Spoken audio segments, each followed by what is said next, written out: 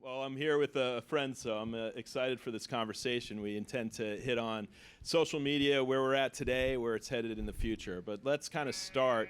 Oh, geez. There's. Yeah, I was afraid of that. You know what? In hindsight, I should have taken the speaking role at the UN. But I think that a good place to start is you look at the variety of partners that you have in social and on platform for Snap.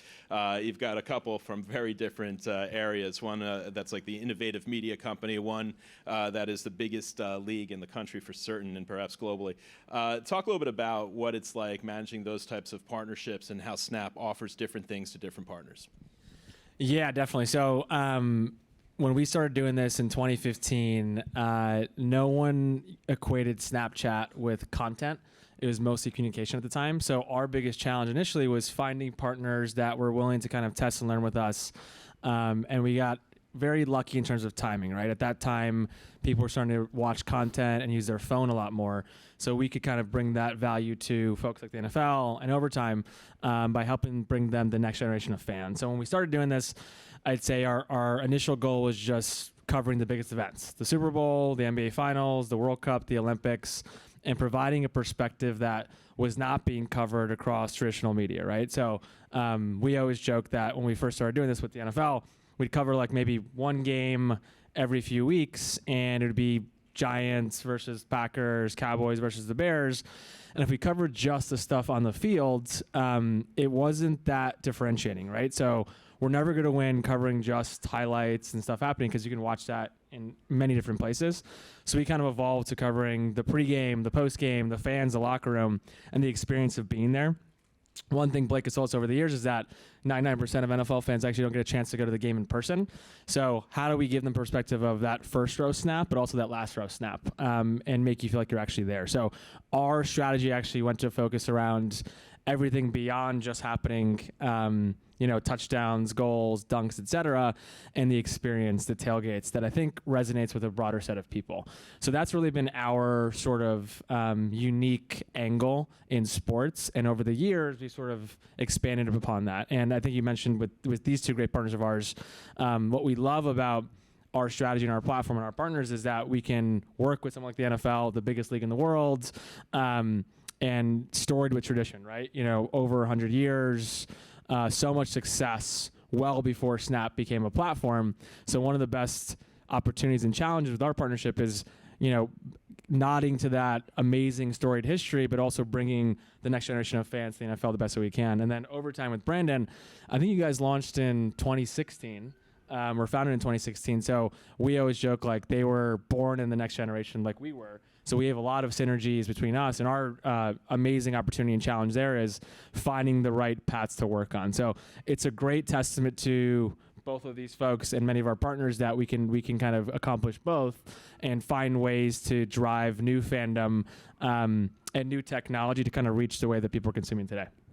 Yeah, and on the point of Overtime being one of those new world media companies, there's a populated cemetery of media companies that have built their businesses on social. Overtime has had incredible growth over that time that a lot had not. So I'm very curious to hear kind of the special sauce of Overtime, which continues to grow and flourish, both from a personnel perspective, certainly as a revenue perspective, but also in the sports that you now work with, as you know, from boxing now. What is it about the growth that you've had and building a business model on top of social media platforms that don't necessarily have the same objectives that you do? Well, first and foremost, thanks for having me, Sportico team. Honored to be here. The secret sauce of Overtime. I mean, there's a lot that goes into it, of course. But first and foremost, I got to say, over 5 years I've been at the company, it's just been a fun ride. So we continue to test and learn and experiment and really go where the audience is. I think, Mark Cohn, our chief marketing officer, told me my first day that, my boss isn't the CEO, my boss is the audience. And I think that that's something that we always take first and foremost is where the Gen Z and millennials and how do we super serve them on all the right platforms, obviously Snap being a huge one. And that's where we've really thrived. I think for us as well, as I told Rob, we really want to build a brand. I think, I come from the brand marketing world. I was at Gatorade before this. And when I sat down with Dan and Zach before I started, I was really hearing their vision of, how do we do different things? How do we create an apparel brand? Now we have an 8-figure apparel business. How do we go overseas? How do we get into all these different sports? And it was very clear to me that this was not another media company. This was a brand that could resonate with the young audience. So whenever I go on the train or on an airplane, I have an Overtime shirt on, kids really stop me and say, shout out to Overtime. Oh my God, you're Overtime Brandon. I'm like, I have 1,000 followers. Like, how do you even know me? So really, I think that was the really core differentiator for us, is creating a brand that consumers, young fans really resonated with on a deep level. And that allowed us to translate that into business opportunities. So as we grew over time and now hit over 80 million followers and do over 2 billion video views a month, we were able then to start, creating our own IP. So, the NFL is obviously the best at this, but we add a lot of value to other partners and platforms and leagues and athletes, but how did we retain some of that value? And that's when we started Overtime Elite a few years ago in Atlanta, our basketball league, which has been incredibly successful. We're also partners with Amazon Prime now, so we have media rights as an arm of our business. We have different league sponsorships instead of just advertising deals, so it allowed us to diversify a lot. And that strategy has worked for us. We just sent 2 players to the top 5 in the NBA draft. So then we went to OT7, which is our football league. And then now the new vertical, which I'm leading, is OTX, Overtime Boxing. So really being able to diversify, work with all the platforms and do great things there, make money through advertising and programmatic, but really expand to IP ownership and all the different revenue streams that come with that. So I think that's the answer. It's like a handful of different revenue streams. You're not dependent on one necessarily. Blake, in the 10 years that I was at Meta, I saw very different NFL digital strategy, which obviously you led. It went from a world where videos would be posted on YouTube and Instagram or Facebook, and there would be a piracy note that one might receive from the NFL. Now you are putting your best IP on YouTube in one of the most innovative deals, which so far looks to be a great success. Congrats to you. But would love to hear how you've seen that evolution over the years. Thanks, Rob, and thanks again, Sportico team, for having us today. Happy football season, everybody. We're heading into week 3. How about them Jets? So 3 minutes. We had 3 minutes for those who had the under. I know sports betting folks are going to be talking later today. 3 minutes was the amount of time it took to talk about Aaron Rodgers. I'm sorry, Jets fans, too. Unscripted entertainment. That wasn't what any of us wanted, but it was a great Hard Knock season. We'll keep it coming. 104-year-old company. We've been at this a long time. I think one thing that really stands out to us, and when I got to the NFL in 2012, our media strategy was heavily built around the fact that we had our rights in certain places. We were really focused on working with all of the existing partners we have and ultimately executing on a media strategy that we've had for the better part of 80 years, which is we go where our fans spend their time. That strategy hasn't actually changed. We don't plan on changing it. What has changed is the sheer number of choices that people have and the different places they can be. And what's so exciting about when I look back on where we've come from to where we are now, it's that we not only had to do the very unglamorous parts of getting rights back, figuring out different ways within our own governance to be able to execute on these plans, but then also doing all these fun things, working with these great innovative companies, new media companies, digital operations and platforms to be able to then go and get to where we are today. So yeah, you fast forward from 2013, we had our first platform partnership with Twitter to put clips and highlights from Thursday night football games online to watch on mobile. We hadn't done that ever. And so just the idea of putting highlights on the internet was something that was new for us, not because we hadn't considered it, not because it wasn't something that we didn't want to do, but because we had rights considerations, we had partner ecosystem we wanted to look after, and most importantly, wanted to make sure for our fans that they were going to have a high-quality experience that was safe and enriching for them. As you noted, Rob, now where we are today is we've got not only a fully distributed set of partnerships where we're working with every platform.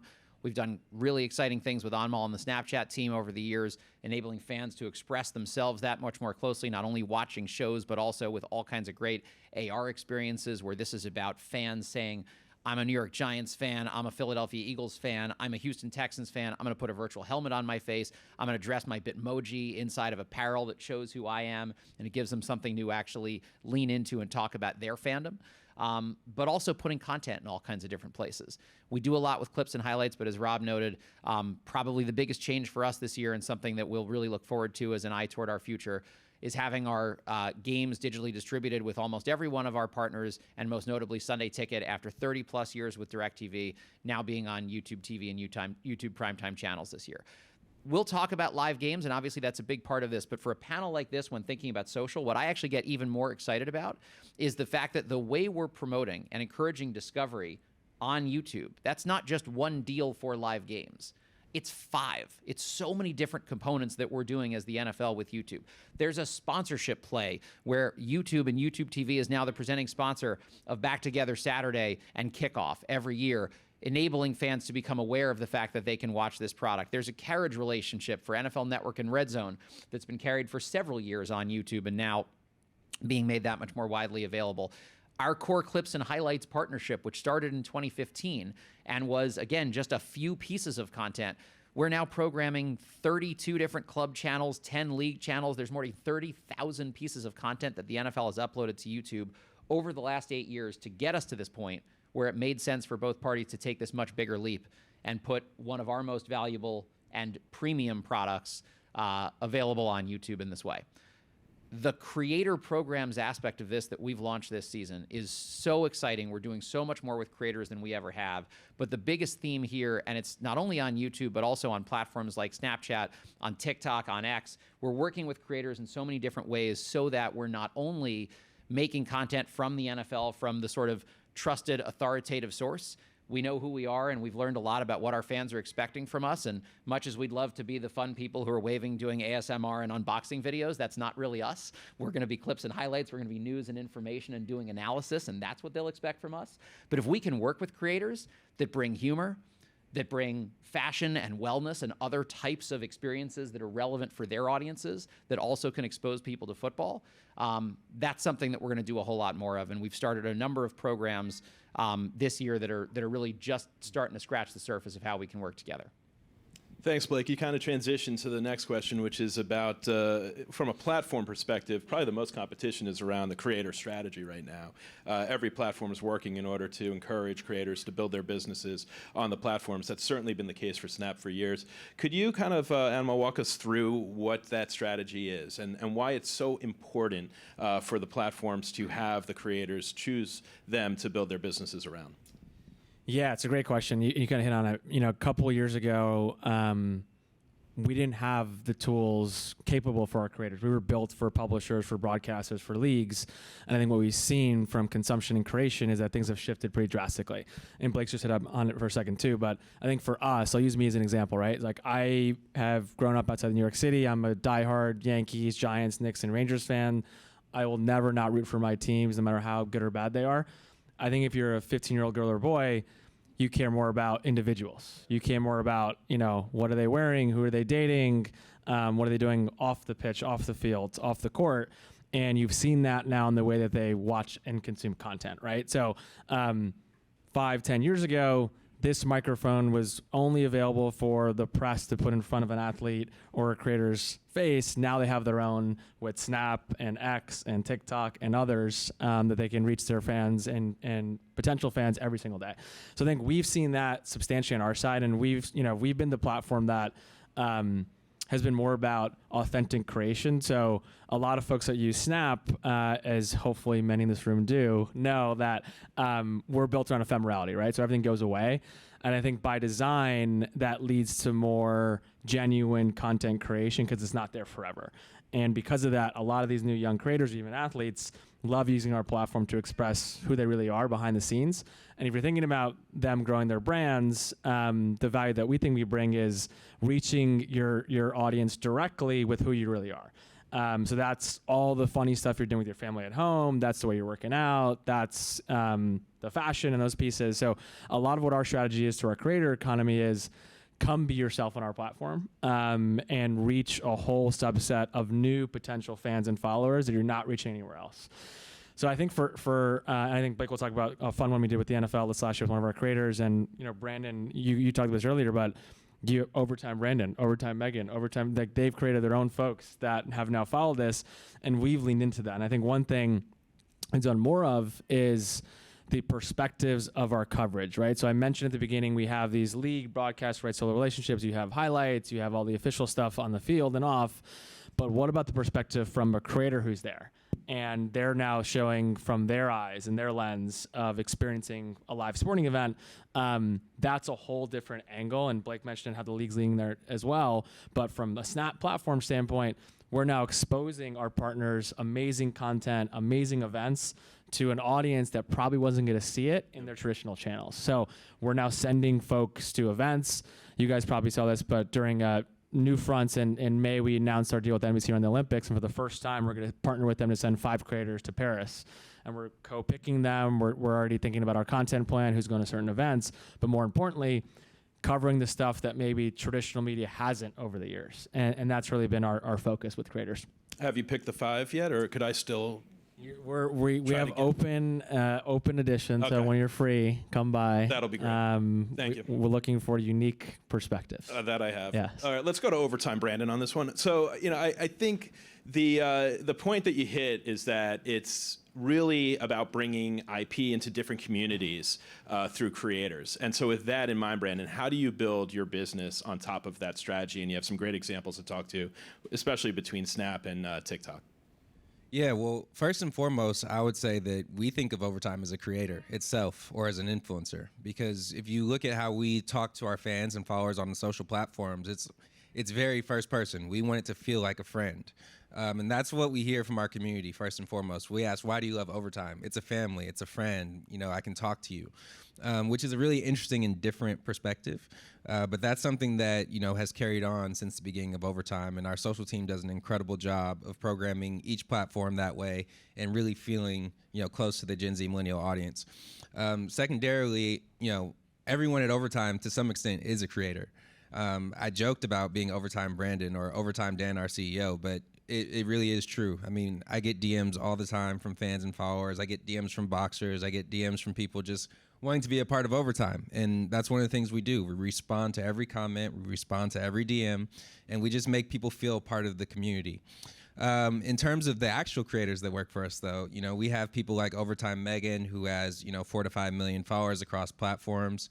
And, you all might not know her, but if you go to a high school, everyone there will know her. So if we deploy her, to an NFL game or to the Pro Bowl, or we, partner with Snap on something, the fans really do line up. They go crazy. They want autographs and photos and things like that. So we've really done a great job of building up talent in-house to really be a megaphone, because, you can't be the only one talking about yourself. So we have creators that we work with inside of Overtime and outside of Overtime to amplify what we do. And as we also develop our own IP in our leagues, especially Overtime Elite, I mean, we have 30 of the best young basketball players from across the world in our building every day. And we just have an army of social people, cameras every day, right? So even if you're someone like the Thompson twins, who are our 2 guys who went in the top 5 of the NBA draft, they didn't have a huge following when they first came to us. But as we kind of warm them up, give them media training, get the camera on them, teach them about the value that this is going to bring to you in your NIL and your own deals, they really embrace that opportunity and then become stars and creators in their own right. So we really try to, do that across our entire business and leverage the megaphone of creators. And whether it's a show that we're making, whether it's content that comes out daily, it's definitely part of the lifeblood of Overtime is working with creators. Yeah, and Blake, for you, I mean, Anmol and I have seen it when we go to the big events. You now have an army of creators that are activating around these. So talk to us a little bit about how you guys have really engaged with the creator community in order to bring attention to those big moments. Yeah, it's a big network for us. I mean, it actually starts with the network that we have even before we work with creators. The original creators for us, I think Brandon was talking about Overtime itself, thinking like it is a creator. I think that's such a great example. For us, it's our clubs. We've got 32 clubs that themselves all have distinct voices. All of our fans usually care most about their club or a player before they do the league. And so it started by working not just at the league, but also with our 32 clubs and then our 1,696 active players. Players are themselves the original creators, and the fact that they have greater voice than ever before is something that's been really exciting that we've developed over the last several years. We do so much more than we ever have in working with players to provide education, to provide resources. Plus, as these platforms have evolved, companies like Snapchat and and X have done such a great job of onboarding players, providing them with resources to be able to get the most out of their platforms and learn from it. Then when you talk about how we took that playbook and expanded it to working with creators, we've been doing a couple different things over the last few years. We talked about Snap earlier, just one example. There's a creator named Jack Settleman who went to every single Thursday Night Football game last year, made an original show on Snapchat, going every single week, documenting what that experience is like. You're in Kansas City, you're going to check out tailgates. You want to go hear some live music while you're in Tennessee? Going to Jacksonville and seeing what it's like to see that in Duval County, like all those things, the rituals, the fandom, as well as being in the game itself. It's a completely different perspective than what we're doing with traditional broadcasters, and we found really complementary. So taking things like that at the sports-centric level, we're just a part of it. But then what we've really built on top of is this broader creator playbook where, again, we work with creators in a wide range of verticals: humor, fashion, wellness, video gaming. They all have their own distinct audiences from the things that they're most interested in and what their own fans and community are looking for them to talk about. They themselves are authentically football fans or interested in live events and experiencing that.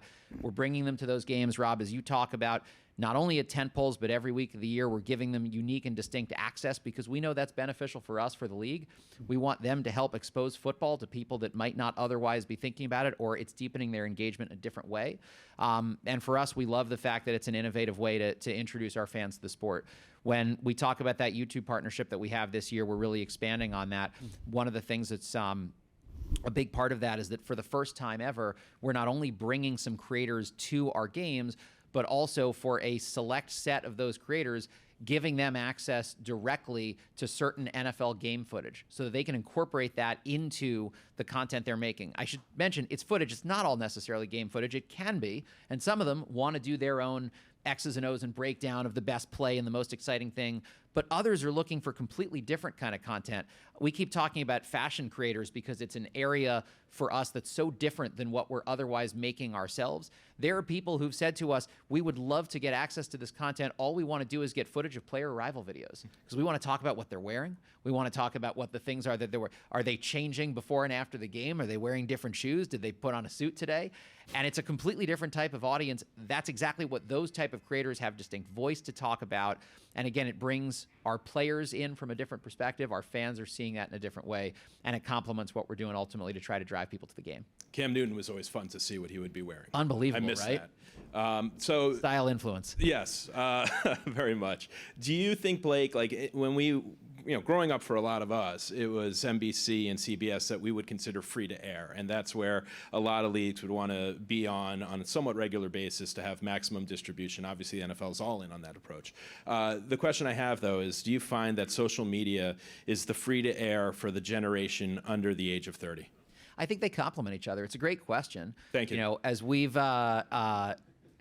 talked about, this is the first time I've given you a compliment. I know, I'm Rob. taking This is it, great. yeah. 10 years of this. Can't wait to tell my wife. We know each other. So, it's something where, we've talked about our media strategy. We're always going to be wherever our fans are. When you think about our live game distribution, what we've been really deliberate about is making sure that in addition to the existing linear pay TV ecosystem in the US that we still believe is there and remains the widest available reach medium for the most people, all of our broadcast partners have a pretty broad set of digital rights as well. So you see, for example, NBC carrying Sunday Night Football on Peacock, ESPN with Monday Night Football on ESPN Plus as well, and now also on, of course, ABC this year with the simulcasts. And so all of those things remain. They're a core part of making sure for us, we think we're about as future-proofed as we can be. And then obviously on the digital side, we've got Amazon with Thursday Night Football carrying it exclusively since last year, and of course YouTube now carrying Sunday Ticket, all as a digital environment. But what the broadcasters are, I think, doing really well is making the games as broadly distributed as possible and also thinking about real broadcast innovation. We haven't talked as much about alternative telecasts right now, but we have so many things there that get us really excited. And the promise of digital technology is what enables us to do things like this. So in a couple of weeks, we're going to have a Toy Story game, which literally is going to be a game that on ESPN you can watch and you can see Buck and Aikman call a game, and that's great because that's what most people want to see. But at the same time, if you want to see that game presented live from Andy's room with the experience of what that's like in a cartoon fashion, you'll do that. For those who've seen our Nickelodeon broadcast for the last several years, we've got, the slime zone. If a player catches a touchdown and it goes into the end zone, the end zone, thank you to Second Spectrum and our friends at Genius that turned that AR tech to become available. That end zone becomes a slime zone and it's green. Young Sheldon gives you rules explanations and SpongeBob is there behind the goalpost when you're watching a PAT get kicked. Like, those are really great innovations. That's a credit to our broadcast partners to do that. That, alongside the way that they lean into social. I mean, Anmol can talk about how closely all of our broadcast partners are working with Snap and other platforms. It's a big part of what we do. So we see it really in a really complementary way. They're doing their own behind-the-scenes content as well, and they do a really great job with that. And it complements what we're doing at the league level. So as far as the core economy around social media, and this was such a growth area for decade plus, the last 2 years was really the first time we've seen it challenged. And part of it was a change in user behavior. Part of it was a new disruptor in TikTok. But what we've seen is a lot of different platforms just finding different ways to focus on the innovation that they drive. I'd love to hear from you. It's always been for Snap about owning the phone and the camera. What have you seen over the last 2 years that you've been most proud of as far as kind of a refocused effort to build your identity for that next generation? Yeah, so I think when you think about our generation in this room, right? Maybe the starting point was the keyboard or the mouse, right? And I think for the next generation, that's now become the camera.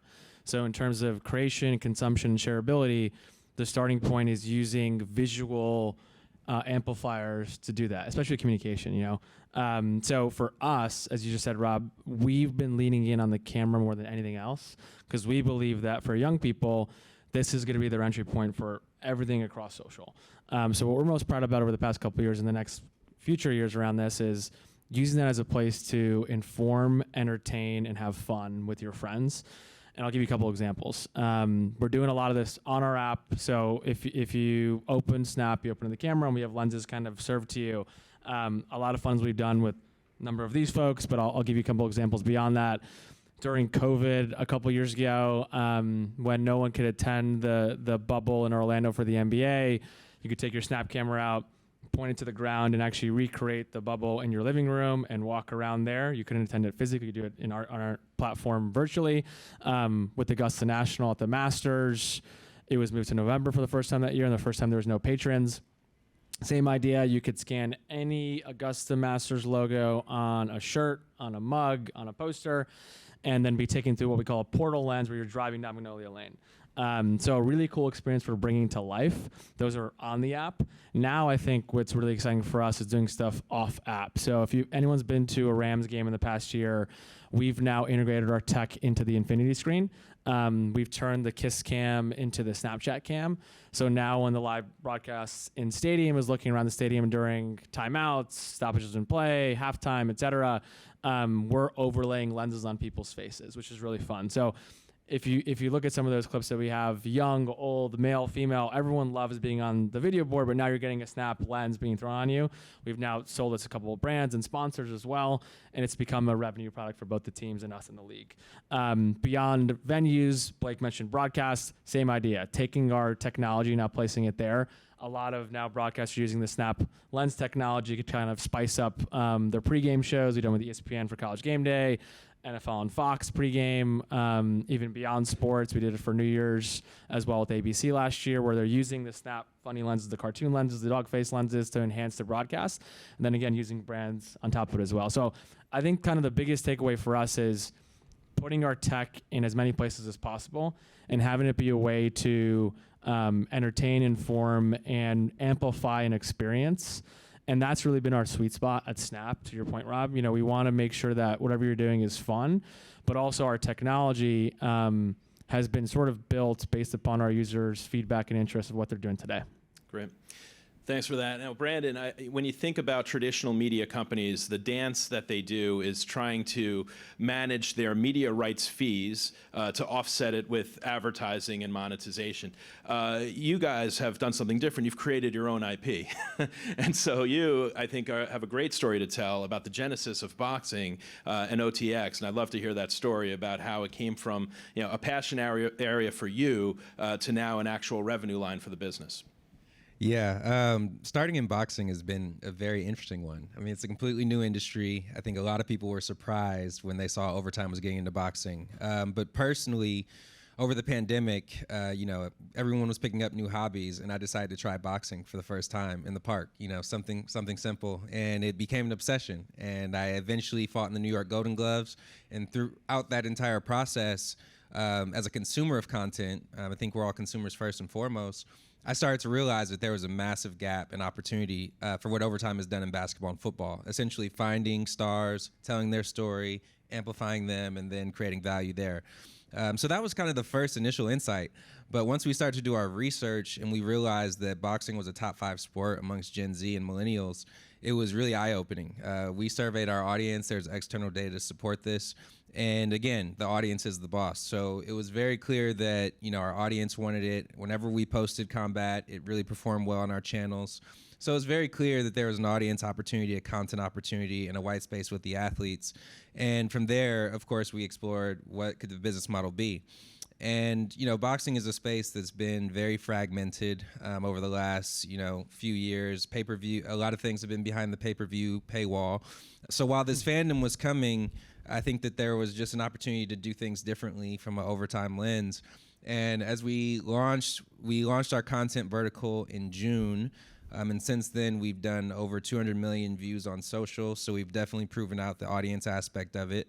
And we started to create our own promotions. So we did 4 events in August in our Overtime Elite Arena. Did a very premium kind of club-like experience. We created bottle service. We had lounges. We worked with club promoters instead of traditional promoters. We treated all the boxers, these are all pro boxers, like superstars. They came in on Tuesday. They got a full photo shoot, a full media treatment. We gave them, their own walkout music. The weigh-ins were behind all these LED screens in our venue. And obviously, we do have traditional aspects of our business, right? Like part of starting our own IP is being able to monetize in those same ways. So we had C4 as our inaugural sponsor. But we always try to think of creative ways to work with our partners where it builds the property, of course. So C4 gave a sponsorship to all the main event winners of our fight, which if you know combat, it's very hard for boxers to get sponsors. So it was a clear insight that we partnered with C4 on, and it was a very cool execution for the fighter. But then also we partnered with DAZN for global distribution, who, if you're in the U.S., they're kind of known as one of the homes of boxing. If you're a boxing fan, you have to have DAZN. And you all are partners with them globally as well.